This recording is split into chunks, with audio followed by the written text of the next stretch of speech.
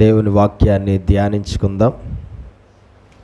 మత్తయి సువార్త 3వ అధ్యాయం 2వ వచనం.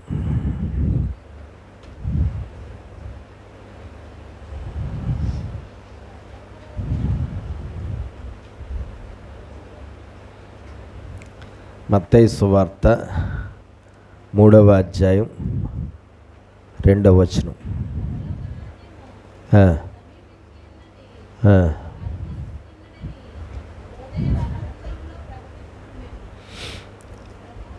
చాలండి.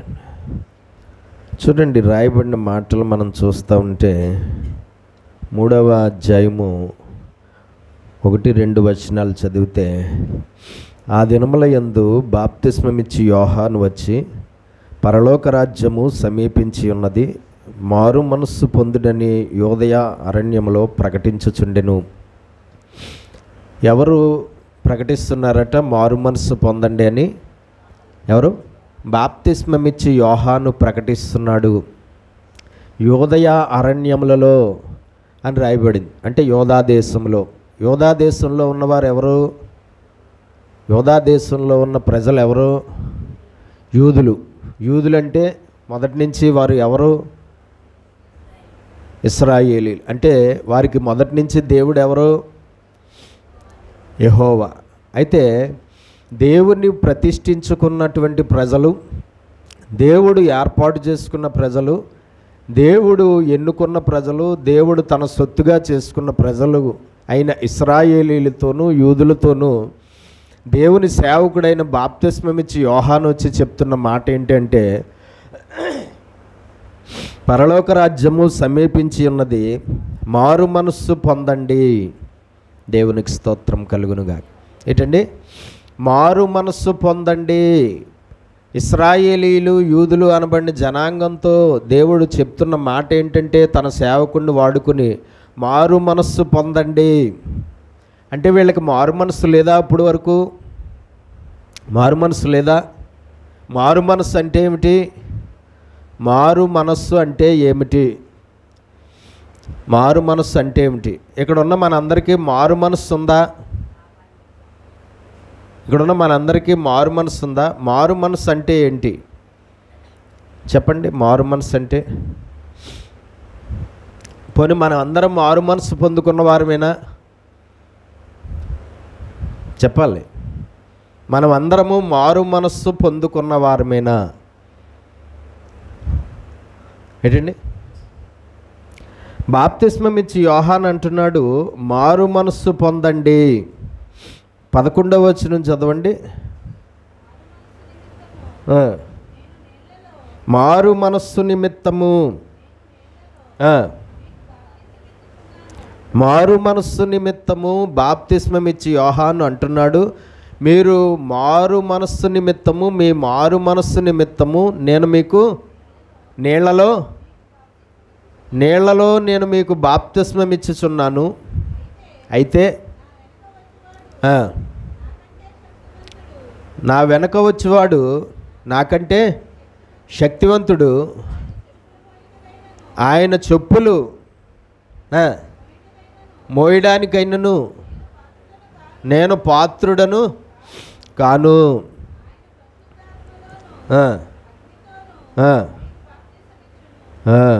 చూడండి, అక్కడ మారు మనస్సు నిమిత్తము నేను నీళ్లలో మీకు బాప్తిస్మం ఇచ్చుచున్నాను.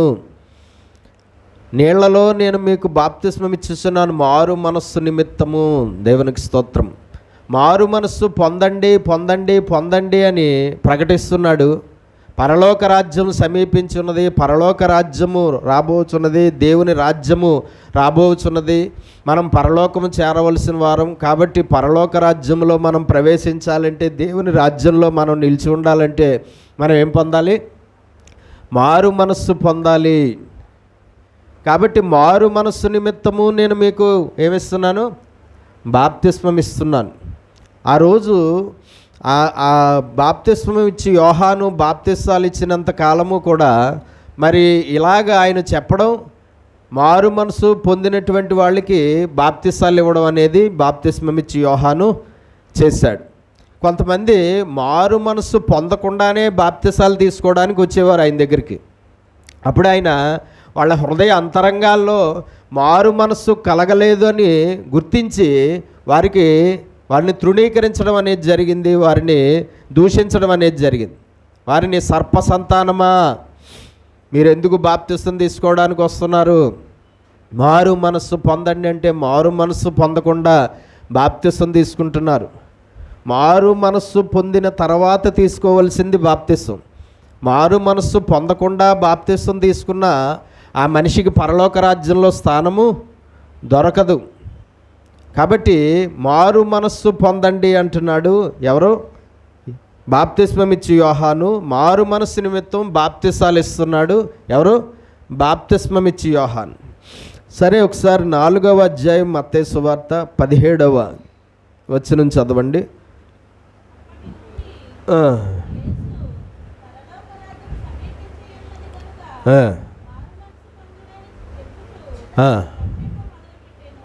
ఏముండండి, ఏమని రాయబడింది అక్కడ? అప్పటి నుండి యేసు పరలోక రాజ్యము సమీపించి ఉన్నది గనుక మారు మనసు పొందుడి అని చెప్పుచు ప్రకటించుచు. ఎవరు? యేసు.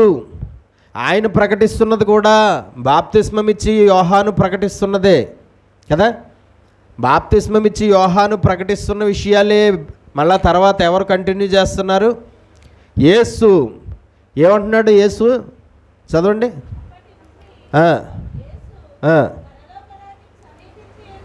కొంచెం ముందుకెళ్తే ఆయన ఎక్కడ ప్రకటిస్తున్నాడు అని ఉంటుంది. ఎక్కడ? మత్తయి సువార్త అదే 4వ అధ్యాయంలో. ఎక్కడండి?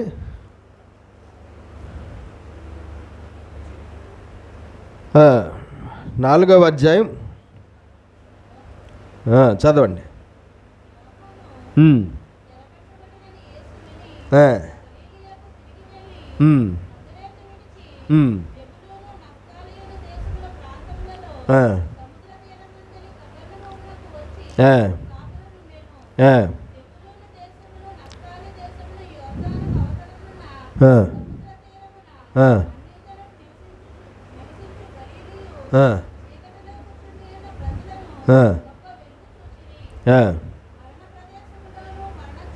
చూడండి, ఆ ప్రజల దగ్గరకు వచ్చి ఆయన అంటున్నాడు 12వ వచనం, యోహాను చెరపట్టబడినని యేసు విని గలీలియాకు తిరిగి వెళ్ళి నజరేతును విడిచి జబూలూను నఫ్తాలి అనే దేశముల ప్రాంతములలో సముద్ర తీరమందలి కపెర్నహూమునకు వచ్చి కాపరమున్నాడు అని రాయబడింది. అక్కడికి వచ్చి ఆయన అంటున్నాడు 17వ వచనం, అప్పటి నుండి యేసు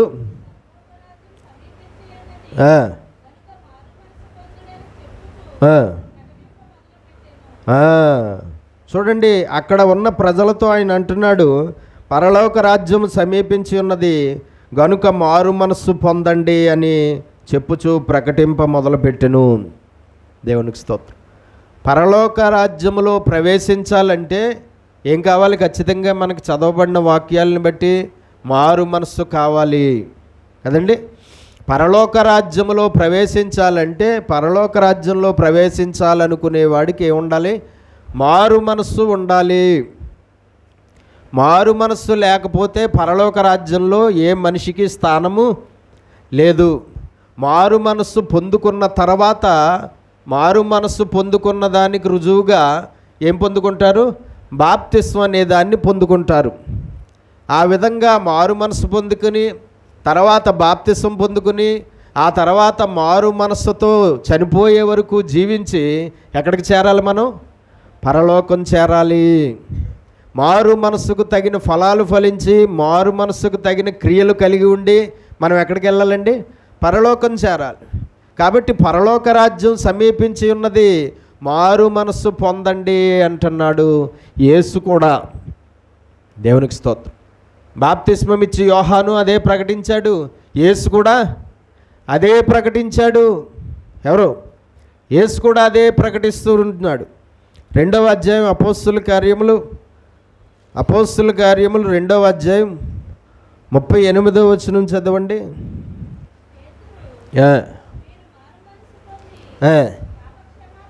పేతురు అంటున్నాడు, మీరు మారు మనస్సు పొంది పాప క్షమాపణ నిమిత్తము బాప్తిసం పొందుడి. పేతురు అంటున్నాడు సేమ్ స్టేట్మెంట్. ఏంటి? పేతురు అంటున్నాడు మీరు మారు మనస్సు పొంది. ఎవరితో అంటున్నాడు పేతురు? ఆ మాటలు పేతురు ఎవరితో అంటున్నాడు? ఎక్కడ ఉన్నాడు అప్పటికి పేతురు? ఎక్కడున్నాడండి పేతురు అప్పటికి? ఎక్కడున్నాడు? యెరూషలేములో ఉన్నాడు. ఎక్కడున్నాడు? యెరూషలేములో ఉన్నాడు. యెరూషలేములో ఉన్నటువంటి పేతురు అంటున్నాడు, మీరు మారు మనస్సు పొందండి, మీరు మారు మనస్సు పొంది పాప క్షమాపణ నిమిత్తము ప్రతి ఒక్కడు బాప్తిస్మము తీసుకోండి, అప్పుడు మీరు పరిశుద్ధాత్మను వరమును పొందుతారు. మారు మనస్సు పొంది బాప్తిసం తీసుకున్న తర్వాత ఆ మనిషి శరీరంలోనికి ఎవరు వస్తారు? దేవుడిచ్చే వరముగా ఎవరు వస్తారు? పరిశుద్ధాత్మ దేవుడు. పరిశుద్ధాత్మ దేవుడు ఆ మనిషిలోనికి వచ్చి ఏం చేస్తాడు? ఆ మనిషి చనిపోయే వరకు ఆ మనిషిని సర్వసత్యంలో నడిపిస్తాడు. అంటే పరలోక రాజ్యం వెళ్ళే రూట్లో నడిపిస్తాడు. పరలోక రాజ్యంలో ఆ మనిషి ప్రవేశించే రూట్ ఏదైతే ఉందో ఆ రూట్లో ఈ పరిశుద్ధాత్మ దేవుడు మన శరీరంలోనికి వచ్చి మారు మనసు పొంది పాప క్షమాపణ నిమిత్తం బాప్తిసం పొందిన విశ్వాసి ఎవరైతే ఉన్నారో ఆ విశ్వాసి శరీరంలోనికి ఆ పరిశుద్ధాత్మ దేవుడు వచ్చి అతని దేహాన్ని దేవుడు తన ఆలయంగా మార్చుకుని ఆ మనిషిని ఏం చేస్తాడండి? సర్వసత్యంలోనికి నడిపిస్తాడు. సర్వసత్యములోనికి ఆ మనిషి చనిపోయే వరకు కూడా ప్రయాణం చేసి తర్వాత ఎక్కడికి చేరాలి? పరలోక రాజ్యము చేరాలి. పరలోక రాజ్యం చేరాలంటే మారు మనసు లేకపోతే సాధ్యం కాదు. పరలోక రాజ్యము చేరాలంటే మారు మనసు లేకుండా మనం బాప్తిసాలు తీసుకున్నా పరలోక రాజ్యంలో ప్రవేశించలేము.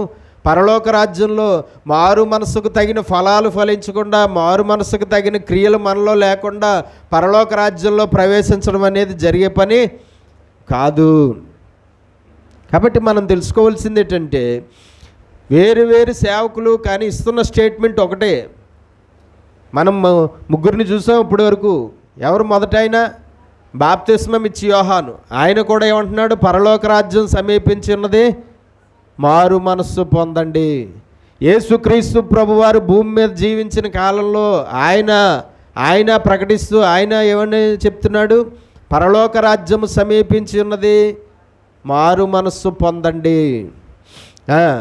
తర్వాత పేతురు, యేసు తర్వాత పేతురు, యోహాను తర్వాత అందుకున్నవారెవరు? యేసు తర్వాత అందుకున్నవారెవరు?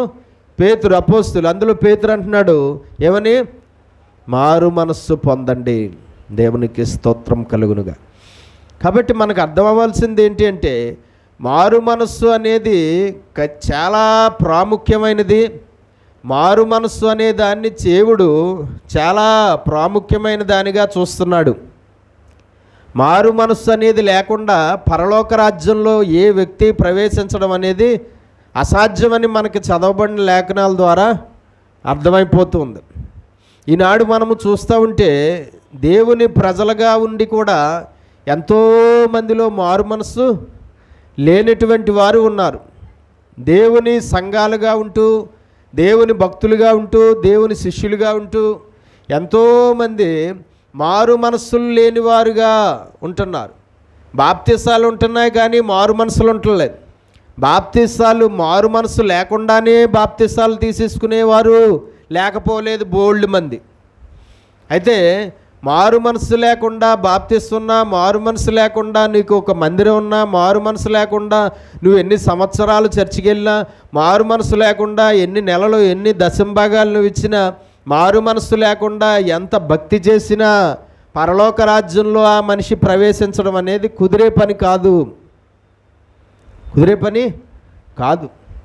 పరలోక రాజ్యంలో ప్రవేశించాలంటే మారు మనసు పొందాలి. ఇదే యేసు అంటాడు ఇంకో చోట, కాలము పరిపూర్ణమై ఉన్నది. చదవండి ఒకసారి లోకాసు వార్త 24వ అధ్యాయం 47వ వచనం. లూకా సువార్త 24:47.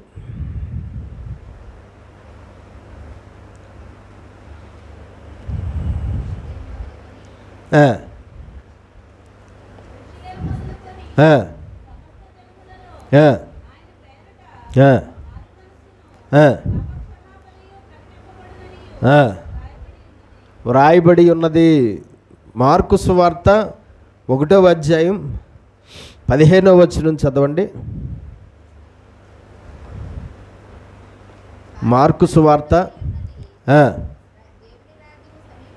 ఏమని రాయబడిందండి అక్కడ? మార్కు సువార్త 1వ అధ్యాయం 15వ వచనంలో కాలము సంపూర్ణమై ఉన్నది,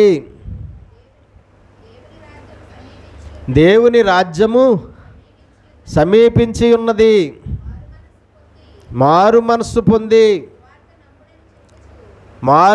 పొంది సువార్తను నమ్ముడి అని చెప్పుచు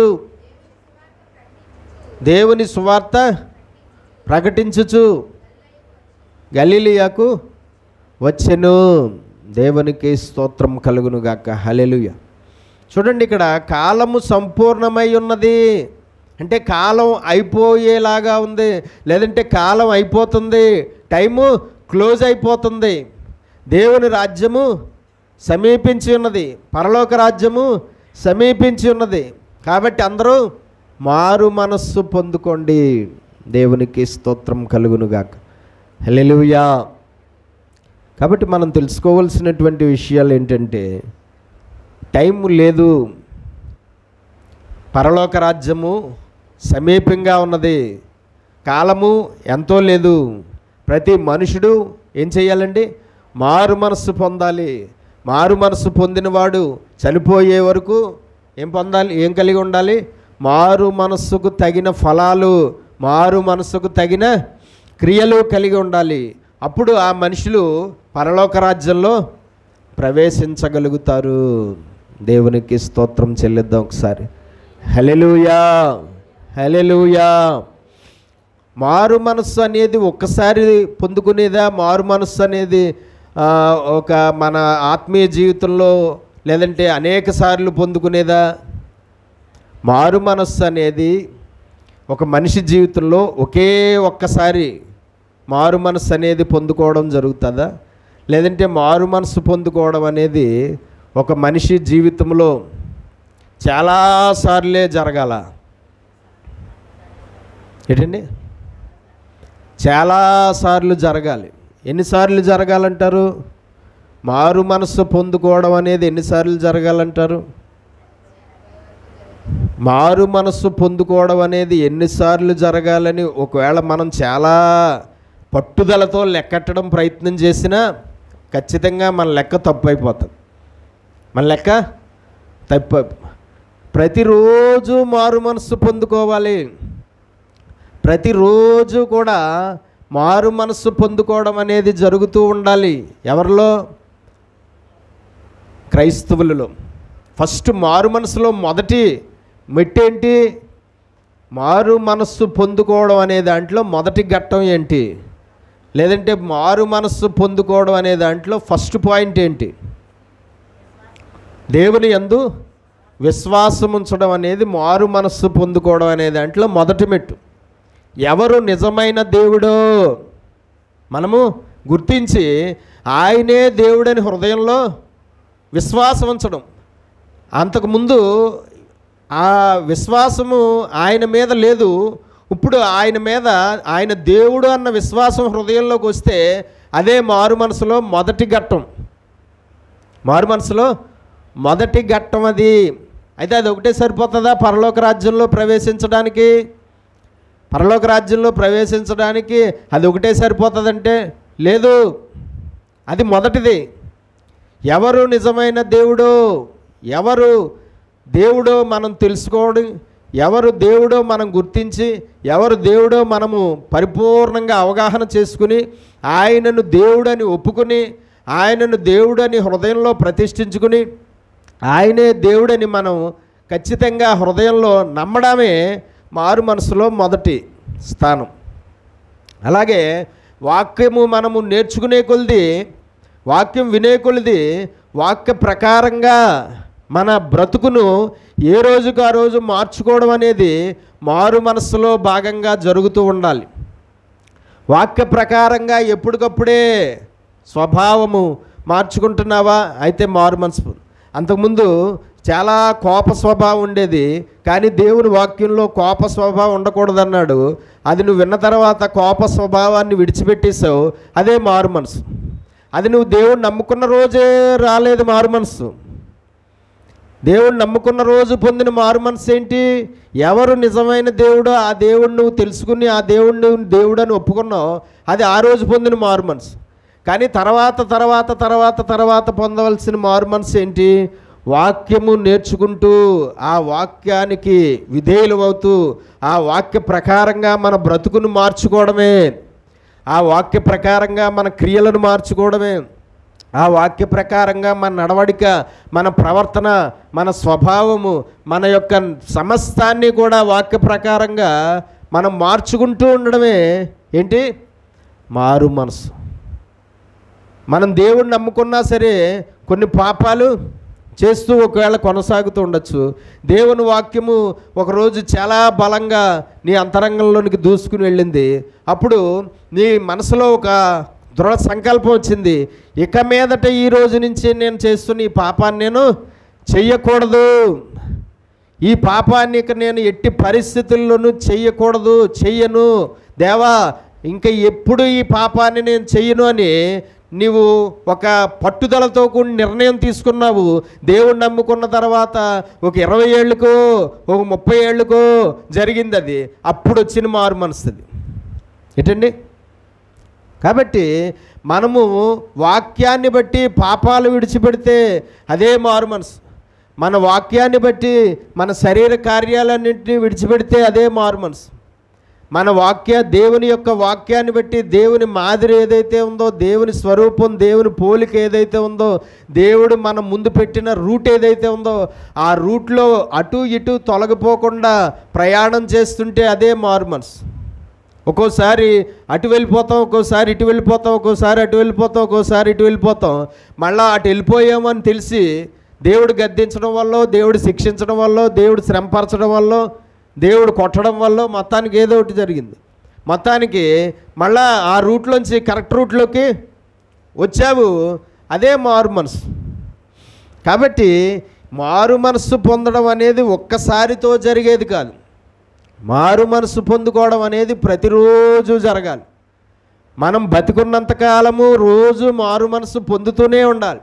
మారు మనస్సు అనే మాటకి అర్థం ఏంటి అసలు? దాన్ని విడదీస్తే ఏంటి? మారు మనస్సు అంటే ఏంటి? మనస్సు మారడము. ఏంటండి? మనస్సు మారడము. మనిషి జీవితంలో చాలా ప్రాముఖ్యమైన పాత్ర పోషించేది ఏది అంటే మనస్సు కదండి. అందులో ఏది వస్తుందో అదే మనిషి జీవితంలో జరుగుతుంది కదా. కాబట్టి మనస్సు మారాలి. మనస్సులో అంతకుముందు మనకు తెలిసిన వారు చాలామందే ఉన్నారు దేవుళ్ళు. అయితే దేవుని సత్యము వలన, సువార్త వలన, వాక్యం వలన, సత్యము నీకు తెలిసి దేవుడు అనేవాడు ఎవరో నీకు తెలిసింది.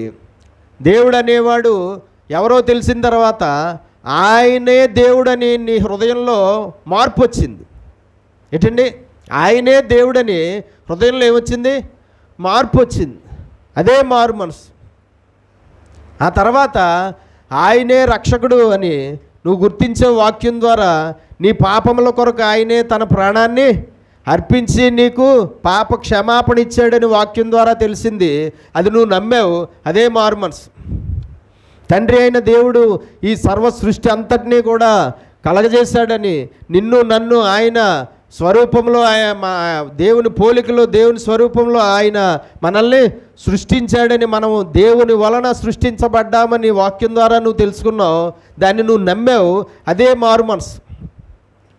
కుమారుడైన రక్షకుడు నీ పాపముల కొరకు, కుమారుడైన రక్షకుడు నీ దోషముల కొరకు, మనము పొందవలసిన మరణం కొరకు, మనము వెళ్ళవలసిన నరకాన్ని నుంచి మనల్ని రక్షించడం కొరకు మనకు బదులుగా తన ప్రాణాన్ని అర్పించాడు అని నీకు వాక్యం ద్వారా తెలిసింది. దాన్ని నువ్వు నమ్మావు. వాక్యం ద్వారా నీకు తెలిసింది విన్నావు, దాన్ని హృదయంలో నమ్మావు, నువ్వు ఒప్పుకున్నావు, అదే మారు మనసు. పరిశుద్ధాత్మ దేవుడు అనేవాడు ఒకడు ఉన్నాడని వాక్యం ద్వారా తెలిసింది, అది నువ్వు నమ్మావు, అదే మారు మనసు.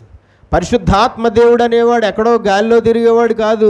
పరిశుద్ధాత్మ దేవుడు అనేవాడు నీ దేహములో నా దేహములో నివసించేవాడు అని వాక్యం ద్వారా నీకు తెలిసింది, అది నువ్వు నమ్మావు, అదే మారు మనస్సు. ఆయన నిన్ను నన్ను ఆ పరిశుద్ధాత్మ దేవుడు సర్వసత్యంలోనికి నడిపిస్తున్నాడని వాక్యం ద్వారా తెలిసింది, అది మనం నమ్మాము, ఒప్పుకున్నాం, అదే మారు మనసు. ఇలాగా ఎన్నో పాయింట్లు ఉన్నాయి వాక్యంలో, ఎన్నో విషయాలు రాయబడి ఉన్నాయి. ఆ విషయాలన్నీ కూడా మనం అంగీకరిస్తే, హృదయంలో మనసులో అంగీకరిస్తే అదే మారు మనసు. ఆ వాక్యంలో ఉన్నటువంటి మాటలకు లోబడితే అదే మారు మనసు. ఆ వాక్యంలో ఉన్న మాటలకు విధేయులమైతే అదే మారు మనసు. ఆ వాక్యంలో ఉన్న మాటలను అతిక్రమించకుండా ఆ మాటల ప్రకారంగా జీవిస్తే అదే మారు మనసు. ఆ వాక్య ప్రకారంగా నీ బ్రతుకు నా బ్రతుకు ఉంటే, ఆ ఆజ్ఞలను అనుసరించి నీ జీవితం నా జీవితం ఉంటే అది మారు మనస్సు కలిగినటువంటి వారి జీవితం కింద లెక్క. ఇటువంటి వారు ఏమవుతారు? పరలోక రాజ్యంలో ప్రవేశిస్తారు. మారు మనస్సు లేని వారు పరలోకంలో ప్రవేశించరు. అసలు దేవుడు అనేవాడు ఎవరో కూడా తెలియలేదు, ఇంకా మారు మనస్సు ఫస్ట్ మెట్టేది. అసలు దేవుడు ఎవరో అన్నది కూడా తెలియని వారు ఎందరో ఉన్నారు. ఫస్ట్ మెట్టేది మారు మనసు లేదు, ఇంక తర్వాత ఇంక మారు మనసులు ఇంకేమి రావు. ఫస్ట్ మారు మనసు ఏదైతే ఉందో అది వస్తేనే నెక్స్ట్ ఎన్నోసార్లు మారు మనసు మనకి వస్తూ ఉంటుంది కదండి. అసలు ఫస్ట్ దేవుడు అనేవాడు ఫలానా ఆయన అన్న మారు మనసే రాలేదు, ఇంక దాని తర్వాత వచ్చే మారు మనసులు ఇంకా ఆ మనిషికి ఉండదు. కాబట్టి మారు మనసు అనేది లేదు. కాబట్టి మారు మనసు లేనటువంటి వారు పరలోక రాజ్యంలో ప్రవేశించలేరు. అయితే మారు మనస్సు అనే దాంట్లో మొదటి ఘట్టం మన జీవితంలో పూర్తయింది. ఏంటి? తండ్రి అయిన దేవుడు సృష్టికర్త, కుమారుడైన దేవుడు మన రక్షకుడు, పరిశుద్ధాత్మ దేవుడు మనల్ని సర్వసత్యంలోనికి నడిపించేవాడు. తండ్రి కుమార పరిశుద్ధాత్మలో ఒకటై ఉన్న దేవుడు ఆయనే దేవుడు, ఆయన తప్ప వేరొక దేవుడు లేడు అన్న మొదటి ఘట్టం పూర్తయింది. సరిపోద్దా పరలోక రాజ్యానికి? సరిపోతుందా? సరిపోదు. పరలోక రాజ్యానికి సరిపోదు.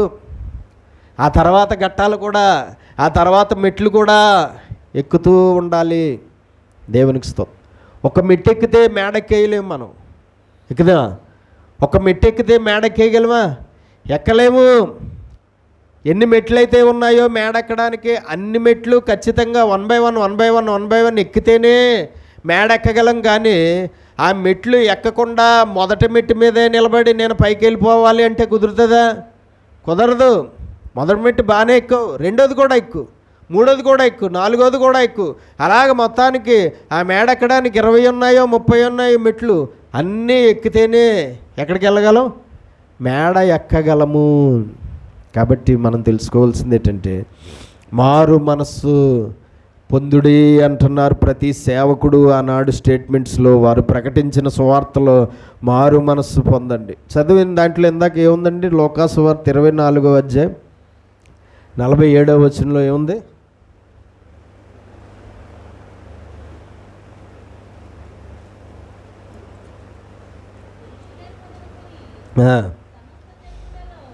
యెరూషలేము మొదలుకొని సమస్త జనములలో, అంటే యెరూషలేములోను అలాగే వేరే ఊర్లలోనూ వేరే ప్రదేశాల్లోనూ కూడా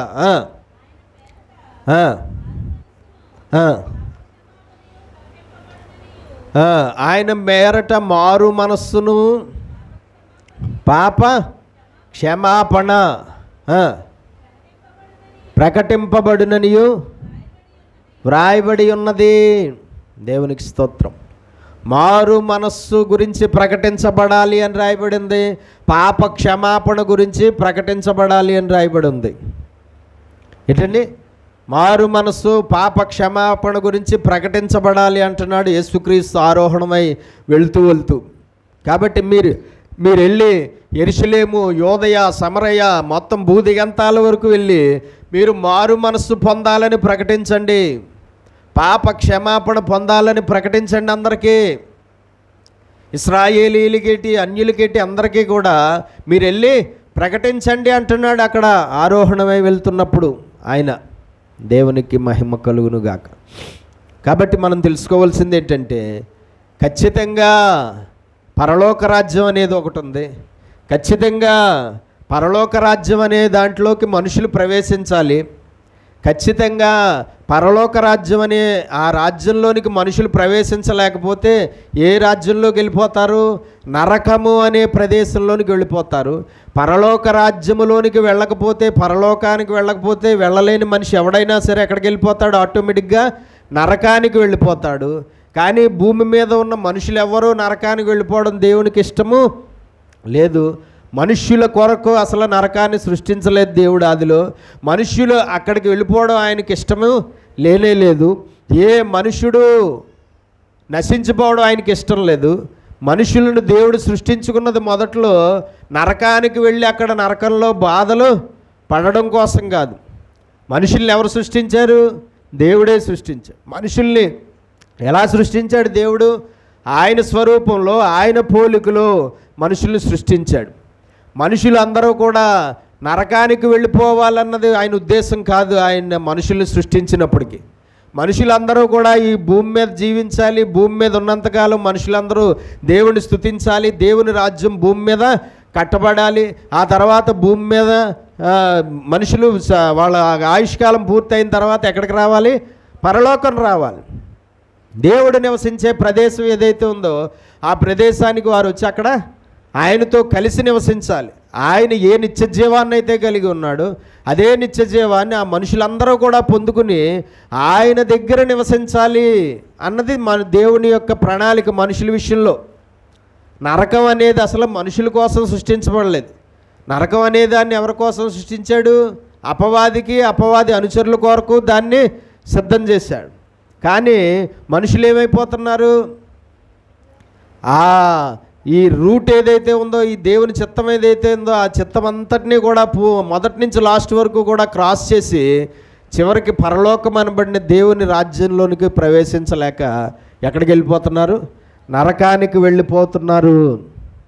కాబట్టి ప్రకటించిన వారు అందరూ కూడా మనుష్యులు నరకానికి వెళ్ళిపోకూడదన్న ఉద్దేశంతోనే ప్రకటించారు.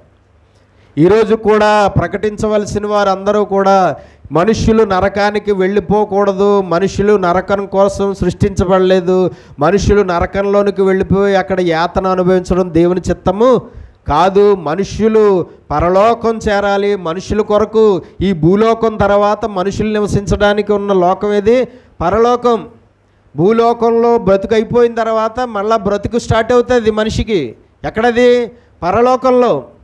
కాబట్టి ఆ పరలోకంలో బ్రతకాలి. భూలోకంలో బ్రతికావు, కానీ పరలోకంలో బ్రతుకు కూడా బ్రతకాలి. పరలోకంలో దేవుడు ఉన్నాడు, పరలోకంలో దేవుడితో కలిసి బ్రతకాలి ఆ బ్రతుకు కాలం అంతా కూడా. కాబట్టి ఏం కావాలి? మారు మనస్సు కావాలి.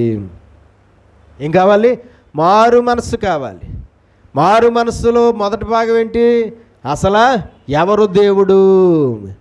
ఎవరు పరలోకాన్ని సృష్టించాడు? ఎవరు పరలోకానికి అధిపతి? ఎవరు పరలోకంలో ఉన్నవాడు? పరలోకంలో అసలు ఏమున్నది? ఎవరు దేవుడు? ఎవరు నిన్ను నన్ను పుట్టించాడు? ఎవరు ఈ సృష్టిని అంతటినీ కలగజేశాడు? ఎవరు మనల్ని పుట్టించినవాడు? ఎవరు మన కొరకు ప్రాణం పెట్టినవాడు?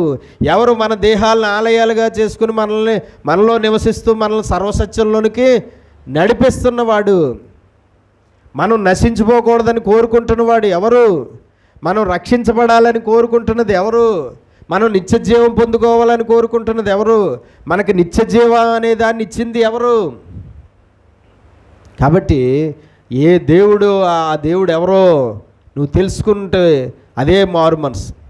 ఆ తర్వాత నుంచి వన్ బై వన్ ఆయన రూట్లోకి, ఆయన స్వరూపంలోకి, ఆయన పోలికలోకి, ఆయన విధానంలోకి, ఆయన చెప్పిన మార్గంలో నువ్వు పెర్ఫెక్ట్గా అడుగులు వేసి ప్రయాణం చేస్తూ ఉంటే అదే ఏ రోజుకు ఆ రోజు మనం పొందుతున్న మారు మనస్సు. ఇలాగ మనం చనిపోయే వరకు కూడా మారు మనసు పొందుతూనే ఉండాలి. చనిపోయే వరకు మారు మనసు పొందుతూనే ఉండాలి.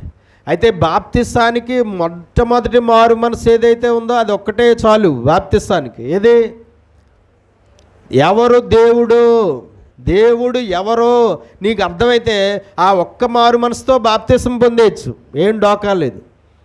ఆ తర్వాత నుంచి నీవు మారు మనసు పొందుతూనే ఉంటావు. వాక్యము నీకు మారు మనసు ఇస్తానే ఉంటుంది. దేవుని ఉపదేశం నీకు మారు మనసు ఇస్తానే ఉంటుంది.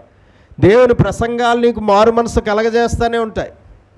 దేవుని మాటలు నీ జీవితంలో మారు మనసును నీకు కలగజేస్తూనే ఉంటాయి.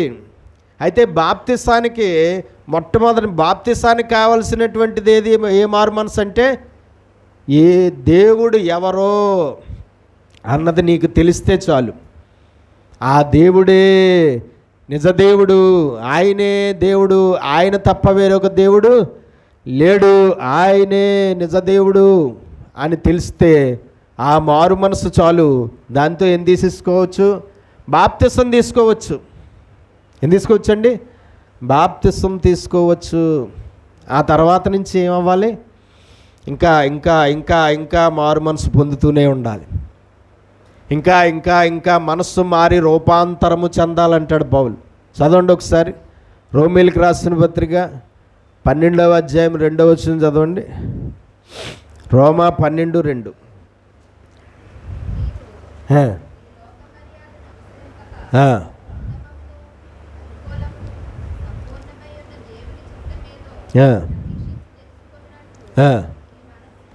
మనస్సు మారి మనస్సు మారి నూతనమయ్యి రూపాంతరం పొందాలి. ఈ స్టేట్మెంట్ ఎవరిదండి? పౌలుది. ఈయన కూడా చెప్తున్నాడు ఏంటి? మారు మనస్సు మారాలి, రూపాంతరం చెందాలి. పౌలు గారి స్టేట్మెంట్ కూడా చూస్తే మనస్సు మారాలి. మనుషులు మారితే పరలోకంలో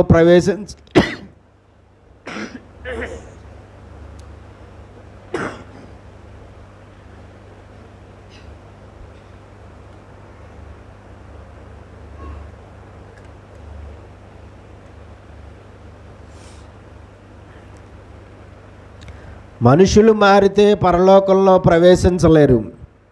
వారి మనసులు మారితేనే పరలోకంలో ప్రవేశిస్తారు.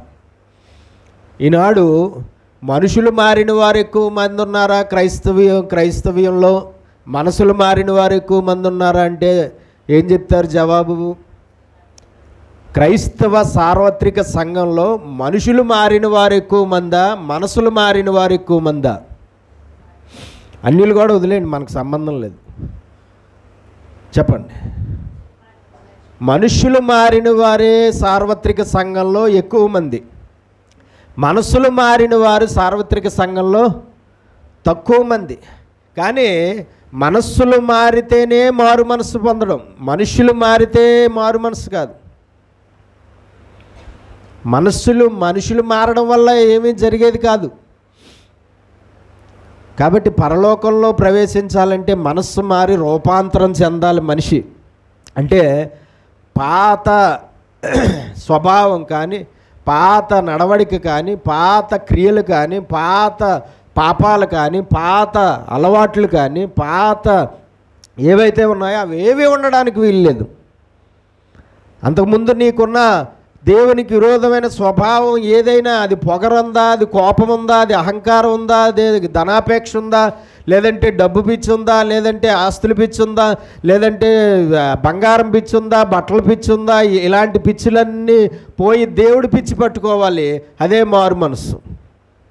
ఈనాడు దేవుడి పిచ్చి లేదు, కానీ క్రైస్తవుల్లో చాలామందికి బట్టల పిచ్చి ఉంది, చాలామందికి బంగారం పిచ్చి ఉంది, చాలామందికి ఆస్తులు పిచ్చి ఉంది, చాలామందికి అంతస్తులు పిచ్చి ఉంది, ఇల్లు పిచ్చి ఉంది. ఇల్లు ఇల్లు ఇల్లు ఇల్లు ఇల్లు అంటారు, చచ్చే వరకు ఇల్లు ఇల్లు ఇల్లు అంటారు. ఏ ఇల్లు లేకపోతే పరలోకం వెళ్ళవా? సొంతిల్లు సొంతిల్లు సొంతిల్లు సొంతిల్లు, దేవుడా సొంతిల్లు.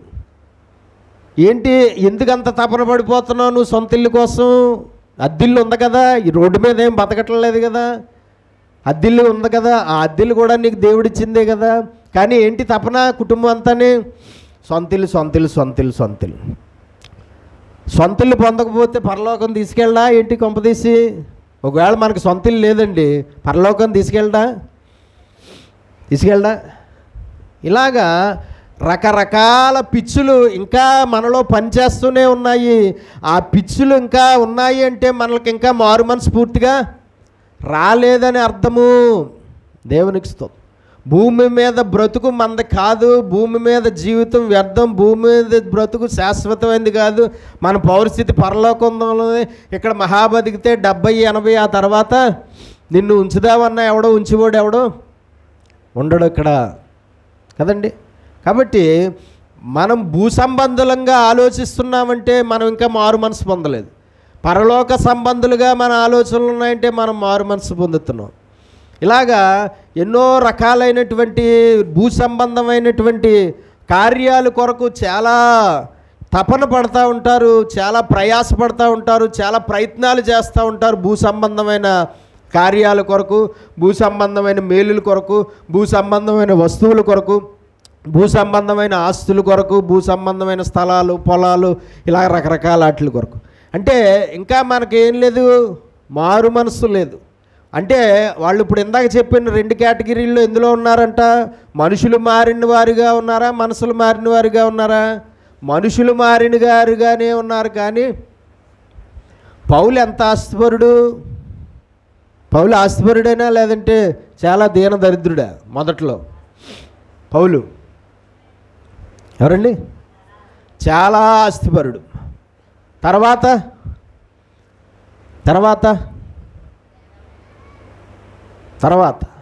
దేవుడు నమ్ముకున్న తర్వాత ఆస్తిపరుడా కాదా?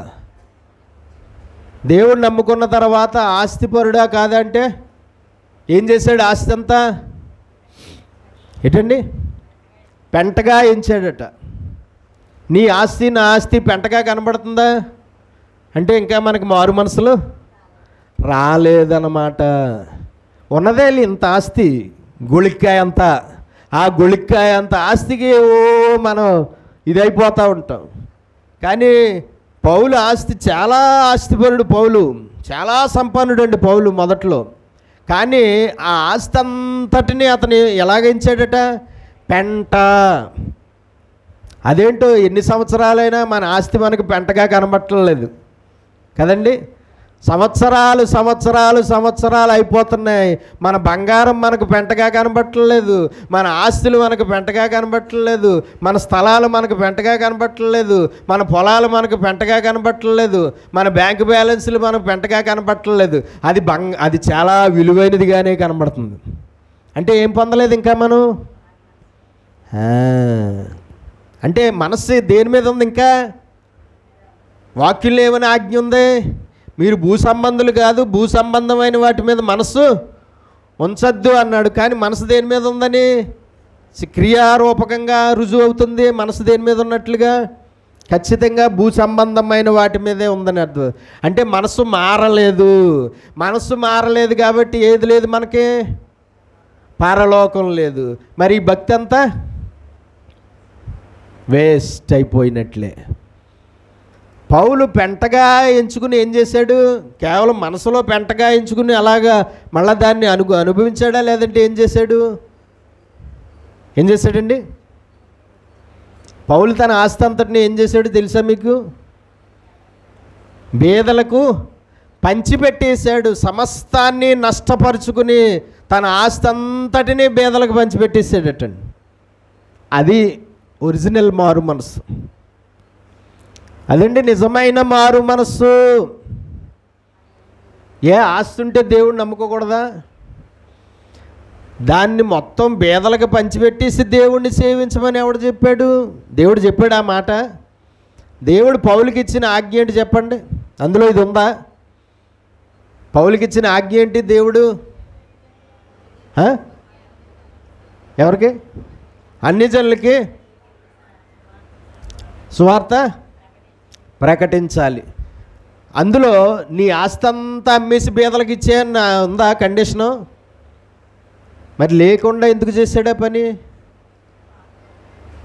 లేకుండా బేదలకు అమ్మేసి నీ ఆస్తి అంతా వదిలేసుకుని నన్ను వెంబడించి అన్నాడా? నీ ఆస్తి అంతా పెంటగాయించుకోమని చెప్పాడా? నీ ఆస్తి అంతా పెంటగాయించుకుని బీదలకు ఇచ్చేయమని చెప్పాడా? అప్పుడు నా సేవ మొదలుపెట్టని చెప్పాడా? అసలు ఆస్తి కూడా దేవుడు ఎత్తాడా? మరి ఈయనకి ఆస్తి ఏమడ్డొచ్చింది? ఉన్న ఆస్తి లేనివాడు ఆస్తి లేదో అని పొద్దున్న రాత్రి నిద్రపోకుండా నిప్పులు లేకుండా తెగ ఇదైపోతుంటే బోళ్ళు అంత ఆస్తి ఉన్నవాడు అలా పంచిపెట్టేయడం ఏంటండి? ఎందుకు పంచిపెట్టేశాడు తన ఆస్తి అంతా బీదలకి? ఏ ఆస్తి ఏం చేస్తుంది? ఆస్తి ఉంటే సేవ చేయలేడా? ఆస్తి ఉంటే దేవుని చిత్తం నెరవేర్చలేడా?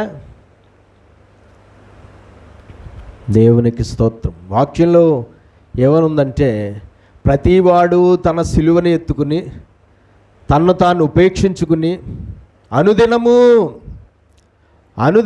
ప్రతిదినము తన్ను తాను ఉపేక్షించుకుని తన సిలువను ఎత్తుకుని నన్ను వెంబడించవలెను. అది ఏ క్రైస్తవుల్లో జరుగుతుందో వాడే నిజమైన మారు మనసు పొందినవాడు. వాడే నిజమైన మారు మనసు పొందినవాడు. కాబట్టి మనం ఇంకా మారు మనసు పొందవలసిన విషయాలు చాలా ఉన్నాయంటాను నేను. ఏమంటారు మీరు? ఏమంటారు?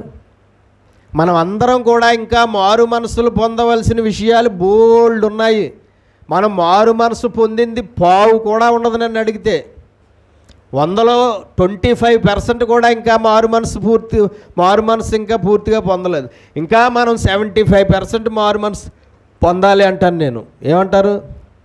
మీకు లేదేమో అండి 75%, మాకుందండి అంటారా? మీకే ఉందేమో 25, మాకు 100 పూర్తి అయిపోయిందండి అంటారా? ఏమంటారు?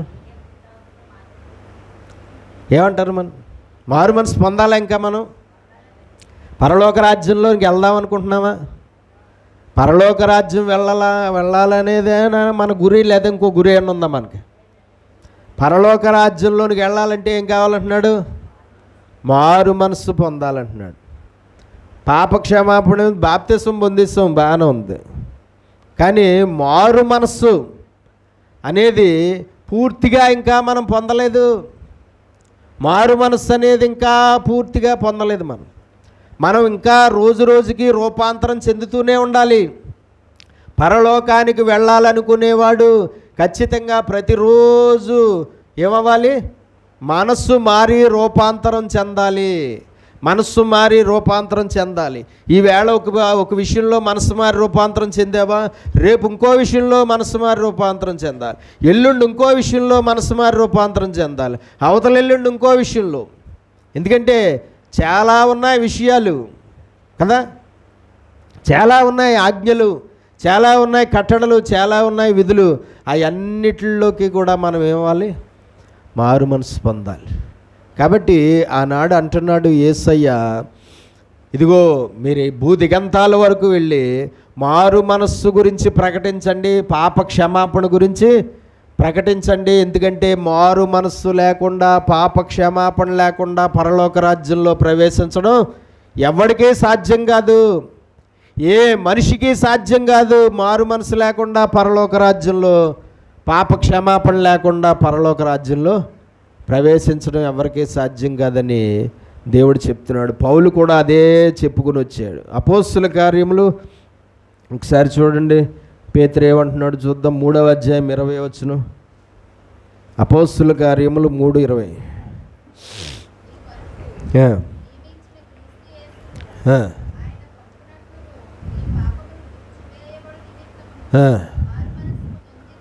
మారు మనస్సు పొంది తిరుగుడి. దేని నిమిత్తం అంట రాయబడింది అక్కడ? మీ పాపములు గుచ్చివేయబడులాగునా. మీ పాపం మీకు గుచ్చుకోవాలి, తుడిచివేయబడాలి. పాపములు ఏమవ్వాలి? చదవండి మళ్ళీ ఒకసారి. క్రీస్తు యేసు మన కొరకే నియమించబడ్డాడు, మన రక్షణ కొరకు. తండ్రి అయిన దేవుడు ఆ రక్షకుడు యేసుక్రీస్తుని పంపాడు. మీ పాపములు తుడిచివేయబడాలి. ఎవరి ద్వారా? తన కుమారుడైన యేసుక్రీస్తు ప్రభువు ద్వారా ఆయన్ని మీరు నమ్మడం ద్వారా, మారు మనసు పొంది ఆయన్ని దేవుడిగా ఒప్పుకోవడం ద్వారా ఏమవుతాయి? పాపములు తుడిచివేయబడతాయి. వాడు ఎవడైనా సరే, వాడు ఏ జాతి వాడైనా, ఏ దేశంలో నివసించేవాడైనా, ఏ కులం వాడైనా, ఏ మతం వాడైనా సరే, వాడి పాపములు తుడిచివేయబడాలి అంటే, వాడికి పాప క్షమాపణ రావాలంటే ఒకే ఒక్కడున్నాడు మనకి. ఎవరు? యేసుక్రీస్తు ప్రభువు. అయిననా? ఆయన వలన మీ పాపములు తుడిచివేయబడు నిమిత్తము మారు మనస్సు పొందండి.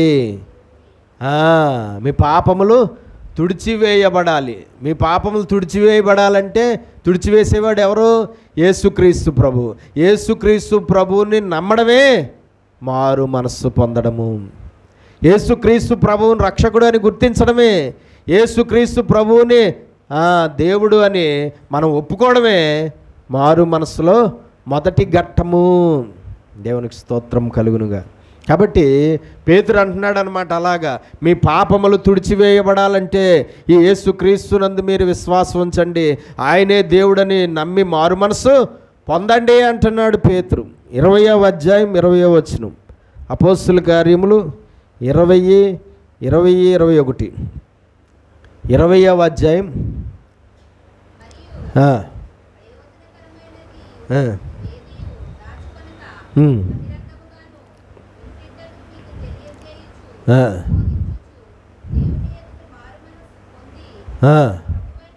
దేవుని ఎదుట మారు మనస్సు పొంది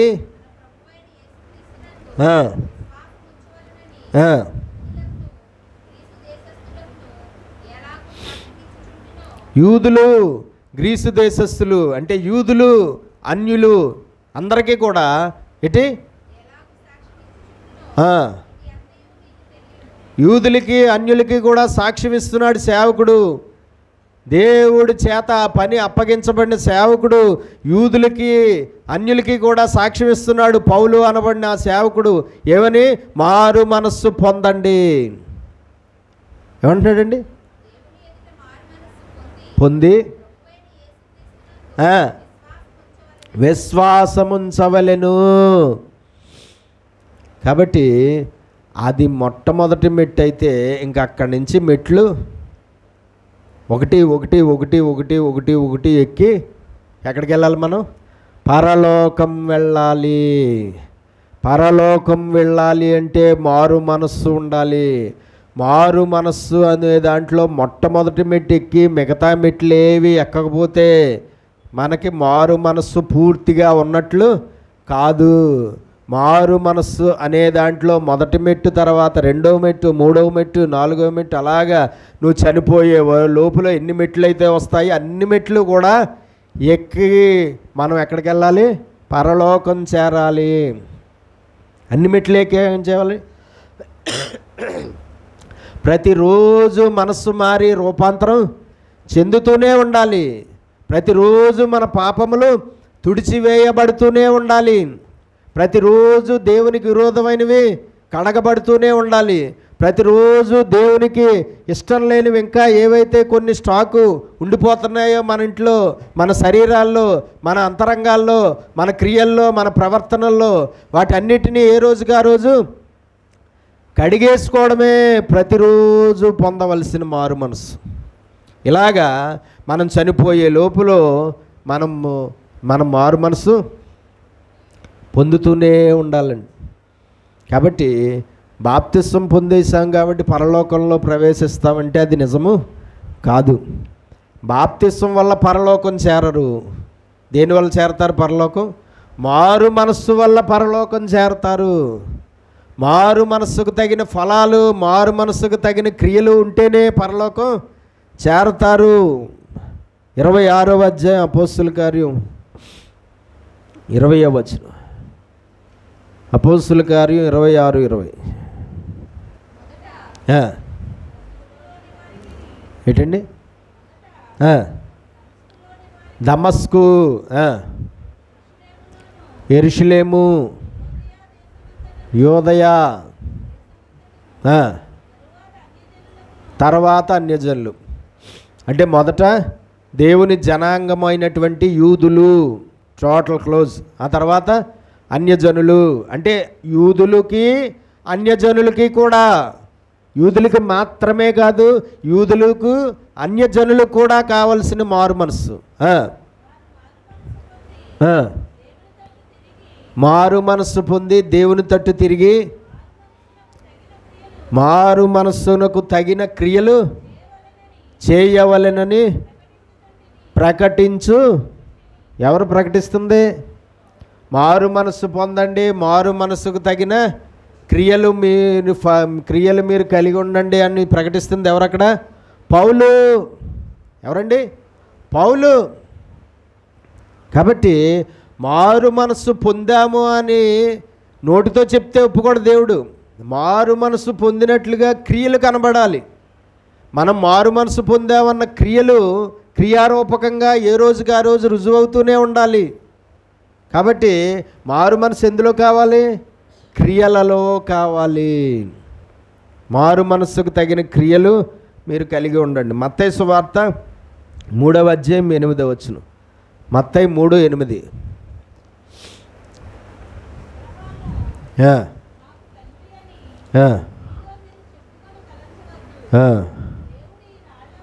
మత్తయి 3:8.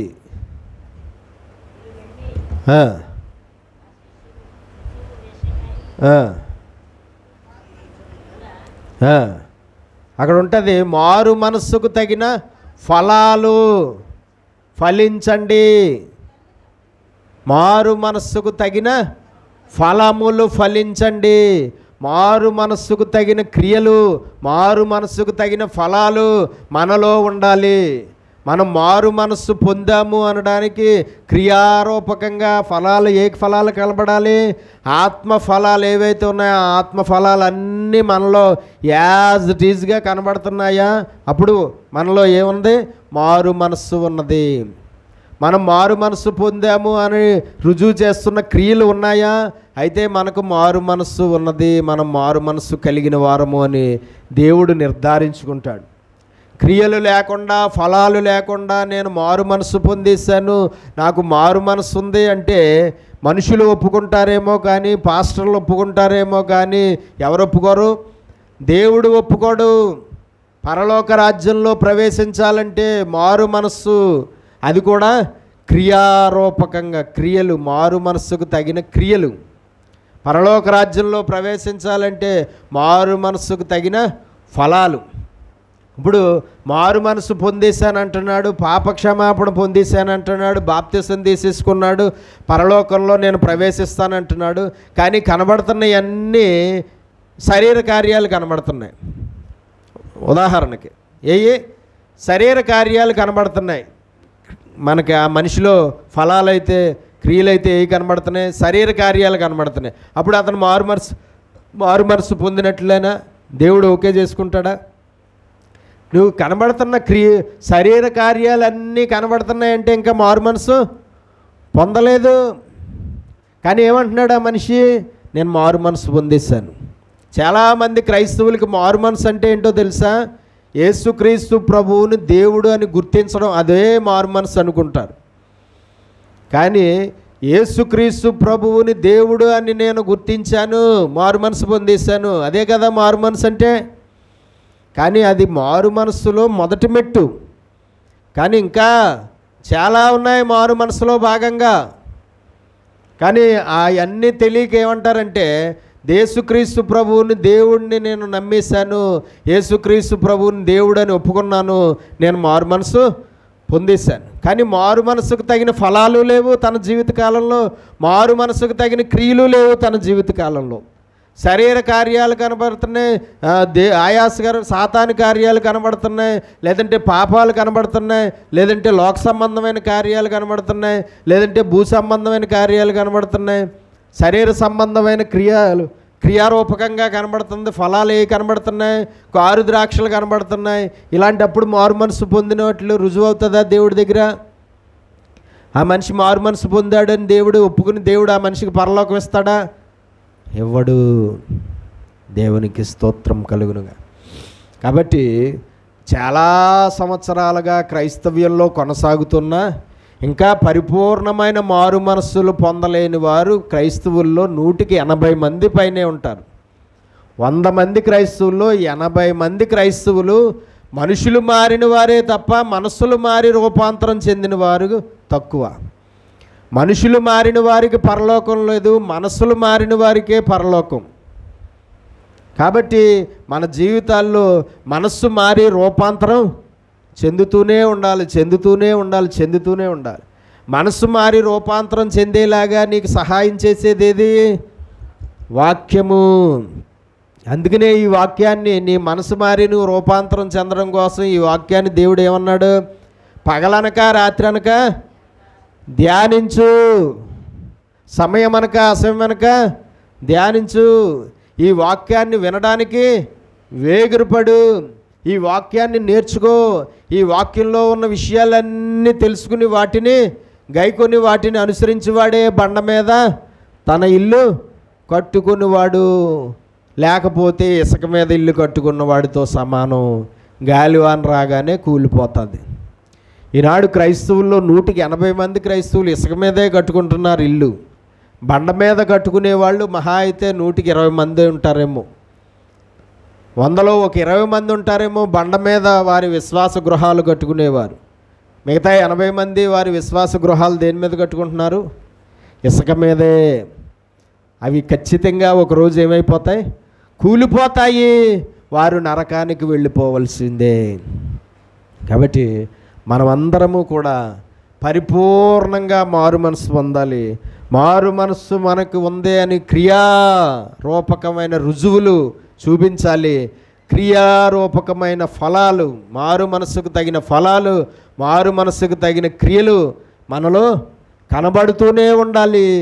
మనము మనస్సు మారి రూపాంతరం చెందుతూనే ఉండాలి, మారు మనస్సు పొందుతూనే ఉండాలి. అప్పుడే మనం ఎక్కడికి వెళ్తాం? పరలోకానికి వెళ్తాం, నిత్య జీవాన్ని పొందుకుంటాం. దేవుడిచ్చే ఆ గొప్ప నిత్య జీవానికి మనం పాత్రలు అవుదాం. అటు దేవుని ఆశీర్వాదం దేవుడు మనందరికీ దయచేయునుగాక. ప్రార్థన చేసుకో. మహాపరిశుద్ధుడు అయిన మా ప్రియ పరలోకపు తండ్రి, నీ శ్రేష్టమైన ఘనమైన నామమును బట్టి స్తోత్రాలు అయ్యా. ఈ ఉదయకాల సమయంలో ఇంతవరకు మాకు నువ్వు బోధించిన నీ వాక్యాన్ని బట్టి స్తోత్రాలు. విన్న వాక్యం విని విడిచిపెట్టేవారిగా మేము ఉండకుండా విన్న వాక్యాన్ని గ్రహించుకుని, విన్న వాక్యాన్ని అనుసరించి, వాక్య ప్రకారమైన బ్రతుకులతో, వాక్య ప్రకారమైన క్రియలతో, వాక్య ప్రకారమైన నడవడికతో, వాక్య ప్రకారమైన ప్రవర్తనతో, వాక్య ప్రకారమైన ఫలాలతో, మేము మారు మనస్సుకు తగిన ఫలాలతో, మారు మనస్సుకు తగిన క్రియలతో మేము ఫలించి పరలోకం చేరుకోవడానికి సహాయం చేయి. నిత్య జీవాన్ని పొందుకోవడానికి సహాయం చేయి.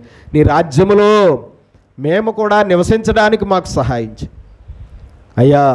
మారు మనస్సు అయ్యా మాలో లేకపోతే పరలోకం మాకు లేదు. మారు మనస్సుకు తగిన ఫలాలు మాలో లేకపోతే పరలోకం మాకు లేదు. మారు మనస్సుకు తగిన క్రియలు మాలో లేకపోతే పరలోకం మాకు లేదు అన్న సంగతి మేము చాలా స్పష్టంగా గుర్తించడానికి మాకు సహాయం చేయమని యేసు పరిశుద్ధ నామమున ప్రార్థన అడిగి వేడుకొనుచున్నాం పరమ తండ్రి. ఆమేన్.